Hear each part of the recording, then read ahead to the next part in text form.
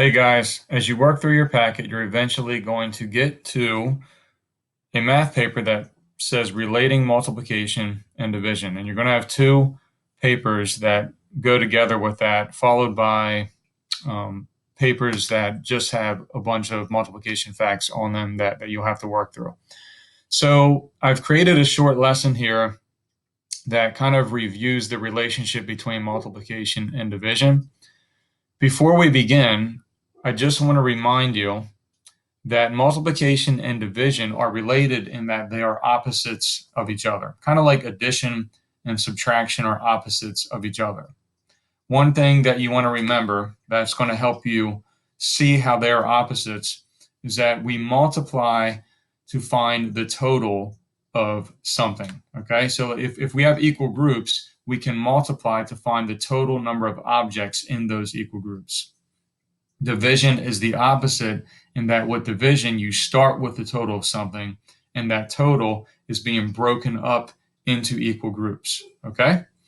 All right, so let's take a look at this smart file that I've created that kind of shows you the relationship between multiplication and division. On your math papers, they're going to be giving you problems that involve arrays and equal groups as well as fact families, okay? So we are using those three methods or strategies of an array, equal groups, and fact families to show how multiplication and division are related or opposites of each other. So we're going to start with an array, okay? Using an array to show multiplication. Now, with any array, if it's not labeled, I've always taught my class to label the arrays, okay? So that means we want to say or show how many rows and how many columns we have. Now, if you hold your pencil like this, we know that rows run side to side or horizontally. So we want to count how many of these we have on our array, okay? So we have a set of circles going across here. So that's one row. There's two rows, and there's three rows. So I would go here and I would label my rows. We have three, okay? Columns run vertical or up and down. So we want to count how many of these we have going across the array. So we have 1, 2, 3, 4, 5, 6, 7, 8. So our other number is 8. So we have 3 rows of 8.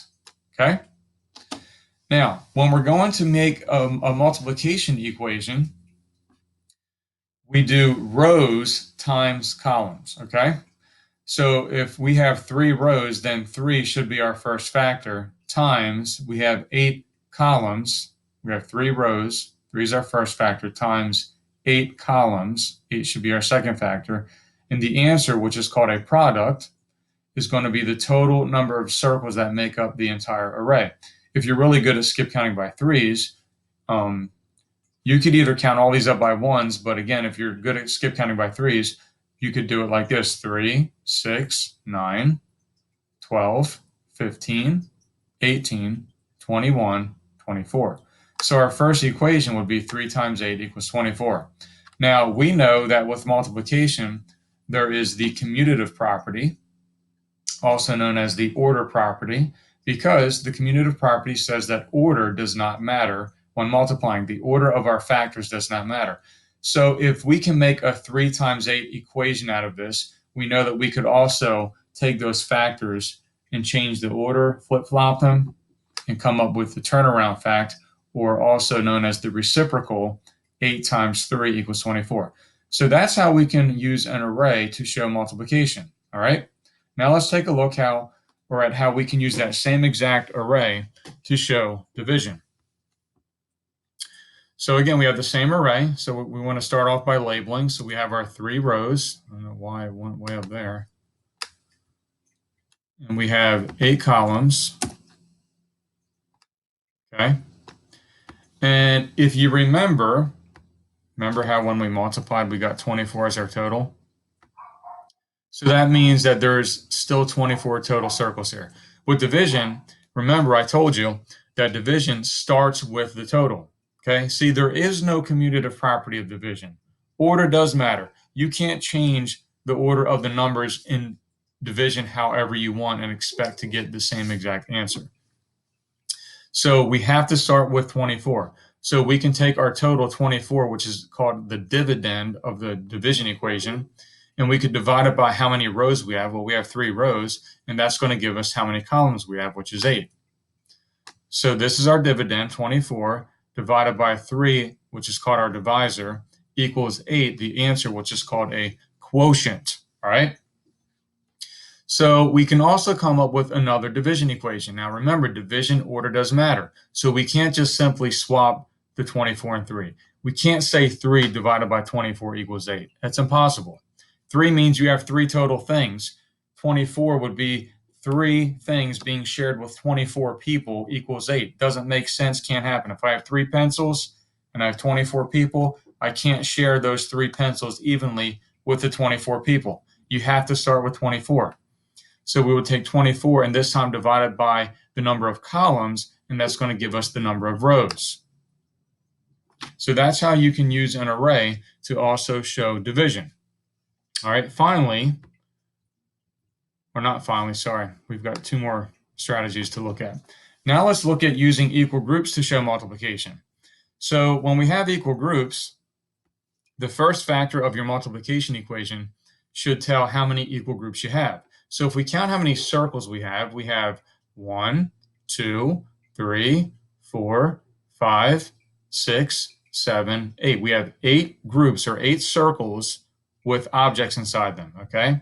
The second factor is going to be the number of objects that you have in each of your groups. Multiplication means equal groups. So in each group we have 3.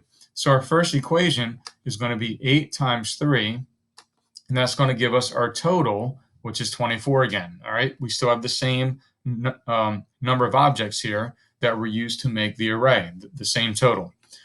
Now with multiplication, remember, order does not matter. We have the commutative property of multiplication. So we can take our factor 8 and swap it with our factor 3, change the order, and we can come up with another multiplication equation, 3 times 8, which is still going to equal 24, okay? All right, now let's take a look at how we can use this same picture of equal groups to show division. Now remember, with division, what number do you have to start with? Hopefully you're saying the total. So how many total stars do we have? 24. So we would have to start with 24 and we would divide it by how many equal groups there are. Okay, well, we have 8 groups, right? And then that's going to give us the number in each group. So we have 24 divided by 8, 24 total stars divided by 8 equal groups equals 3 stars in each group. So we have our dividend divided by our divisor equals our quotient. Remember, there is no commutative property of division. So we can't simply change these 2 numbers, okay? We have to start with what number? Hopefully you're saying 24, okay? That's the biggest number. That's the total. So we will take 24, and instead of dividing it by how many groups we have, this time we're going to divide it by how many is in each group. So we'd have 24 divided by 3, and that's going to give us how many is in each, or I'm sorry, how many equal groups there are, which is 8. So 24 total stars divided by 3 in each group gives us 8 total groups, okay? That's how equal groups can show division. Now let's take a look at a fact family. So we're going to start with our first multiplication equation that we got. 3 times 8 equals 24. Well, remember, with multiplication, order doesn't matter. So we can easily come up with another multiplication equation. What would the multiplication equation be, boys and girls? Hopefully you're saying 8 times 3 equals 24. That is correct, okay? Now, since multiplication is the opposite of division, we can come up with 2 division equations that will use the same 3 digits. So what's one division equation that we would be able to make using our knowledge of 3 times 8 equals 24 and 8 times 3 equals 24? How I look at it is this. Since they are opposites, multiplication and division, take one of your multiplication equations. I'm just going to start with my first one and just read it backwards, basically. This represents a total. With division, we want to start with the total. So we would take 24 and go backwards, do the opposite operation, divided by this number should equal this number. So 24 divided by 8 equals 3. Didn't have them in that order. So this one would be this one backwards. 24 divided by 3 equals 8. And then because of that, we also know that we could take this one and read it backwards. 24 divided by 8 equals 3, which is what we see down here. So boys and girls, hopefully that reminds you and helps you remember and understand how multiplication and division are related. Hope you enjoyed this lesson.